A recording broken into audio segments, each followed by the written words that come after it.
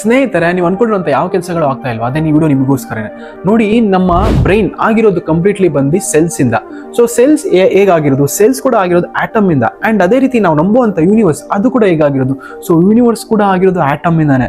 So ಇದೆರಡು ಕೂಡ atom ಇಂದಾನೆ ಆಗಿದೆ ಅಂತಂದ್ರೆ there is a strong connection between brain and universe. ನೀವು ಅನ್ಕೊಂಡಿರುವಂಥ ಬ್ರೈನ್ಗೆ ಮತ್ತು ಯೂನಿವರ್ಸ್ಗೆ ತುಂಬಾ ಸ್ಟ್ರಾಂಗ್ ಕನೆಕ್ಷನ್ ಇದೆ, ಅದು ನಿಮ್ಗೆ ಗೊತ್ತಾಗಬೇಕು.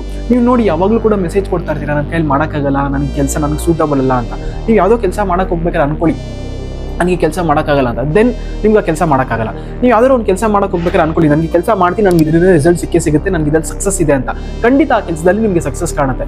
ಇದಕ್ಕಿಂತ ಇನ್ನೂ ಇಂಪಾರ್ಟೆಂಟ್ ಆಗಿ ಒಂದು ವಿಷಯ ಹೇಳ್ಬೇಕಂದ್ರೆ, ನಮ್ಮ ಬ್ರೈನ್ ಒಳಗಡೆ ಮಿನಿಮಮ್ ಅಂದ್ರೆ ಒಂದು ಸೆಕೆಂಡ್, ನಮ್ಮ ಒಂದು ದಿನದಲ್ಲಿ 84,600 ಸೆಕೆಂಡ್ಸ್ ಇದೆ. ಅದೇ ರೀತಿ ಒಂದೊಂದು ಸೆಕೆಂಡಲ್ಲೂ ಕೂಡ ನಮ್ಮ ಬ್ರೈನ್ ಒಳಗಡೆ 3000 ಬಿಲಿಯನ್ ಟ್ರಿಲಿಯನ್ ಅಷ್ಟು ಬ್ರೈನ್ ಒಳಗಡೆ ಬಯೋಕೆಮಿಕಲ್ ರಿಯಾಕ್ಷನ್ಸ್ ಆಗುತ್ತೆ. ಅಂದ್ರೆ ಇಮ್ಯಾಜಿನ್, ಒಂದು ಕೆಮಿಕಲ್ ಫ್ಯಾಕ್ಟ್ರಿಲಿ ಆಗೋದಕ್ಕಿಂತ ಜಾಸ್ತಿ ಪ್ರೊಡಕ್ಷನ್ ನಮ್ಮ ಬ್ರೈನಲ್ಲಿ ಆಗ್ತಿದೆ.